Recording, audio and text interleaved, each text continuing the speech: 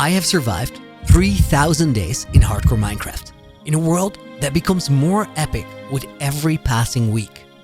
With the movie releasing this Friday, here's a quick recap of everything that happened so far.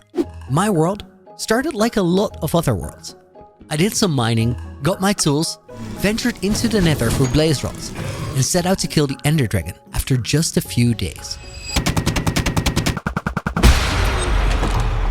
Once I killed the dragon and got my hands on an elytra, I was ready to explore the world and look for a nice place to settle down. We found a bunch of cool locations, but in the end, the one where I settled was definitely the goofiest spot we had seen. This weird floating rock became my starter house.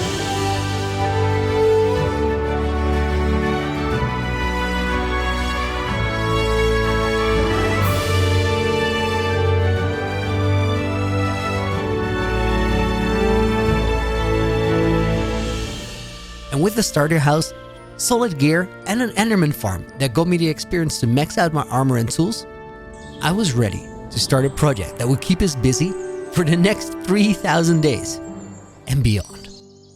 So I began working on what will surely be the biggest build I will ever make in this swamp right here. To prepare for the project, I built a water wall around the project and I started draining out the water. But before we got to the next step, I got reminded of the stakes that come with playing in a world where you lose everything if you die. My stream chat suggested to go and fight the ender dragon again, which led to a crazy adventure where I get stuck in the end. Apparently, you can't leave the game while the respawn animation is running, or it gets stuck. With no resources to respawn the dragon again, there was no way out. So I made peace with losing the world and thought about the base I could design with just the resources we had available. But it didn't come to that. Because by a miracle, our world got saved by a single piston made out of the 4 cobblestone I used to tower up to the end island the first time I got there.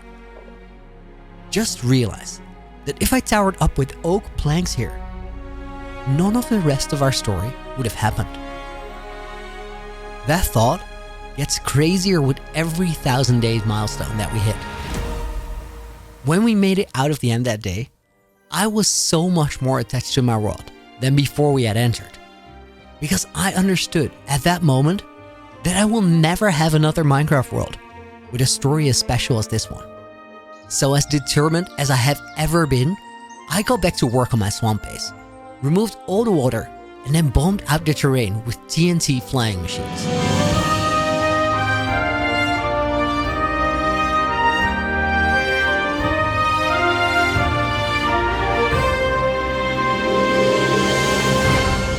Once the terrain was gone, I could set up witch farms that would get a good amount of resources because there were no other spots for mobs to spawn around the base.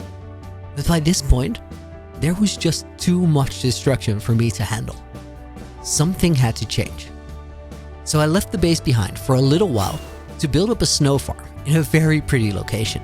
And that farm was the beginning of the redemption arc for the swamp. With the snow blocks from the farm, I built a massive snowy mountain over the perimeter that I had bombed out, before transforming the surrounding area into a snowy biome that looked like it had always been there.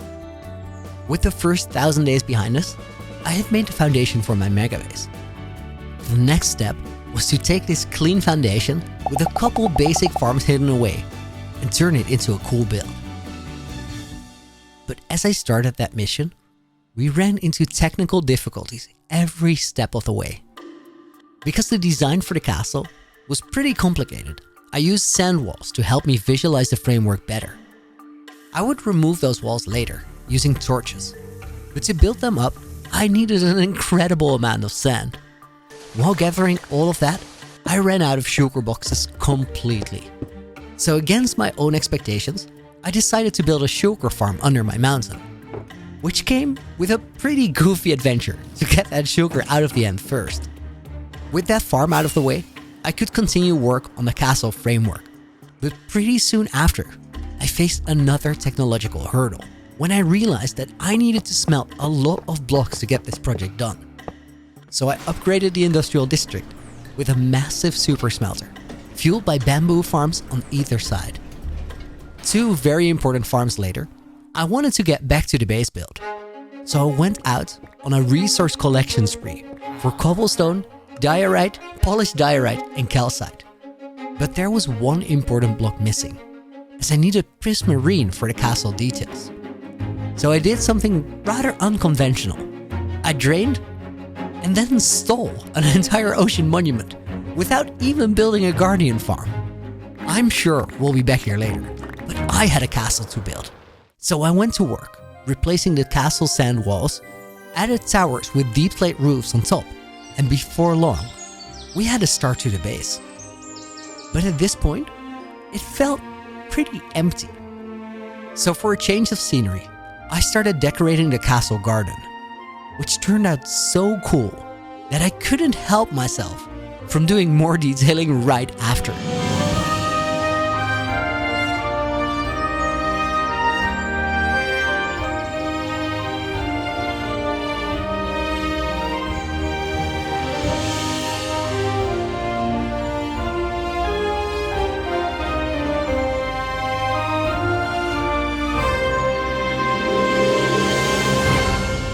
At the foot of the mountain, I built the beginning of a cute little village with a windmill in between the crop fields and a cute little house next to it.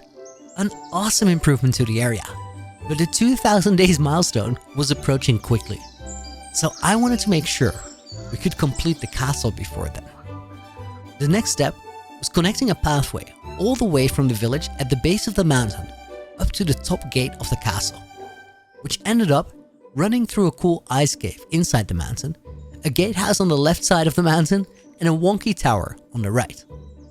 And before we knew it, the last 100 days of the 2000 day arc were upon us. And during those last 100 days, I focused on nothing except for the grand fireworks show that we had to celebrate 2000 days. And that focus paid off. The show looked spectacular. The milestone stream was amazing. The world was coming along great. But our story? Well, that was just getting started. At least, you're all caught up now. I hope you enjoyed the 3000 Days movie, which is surely the most epic one yet. Looney, out.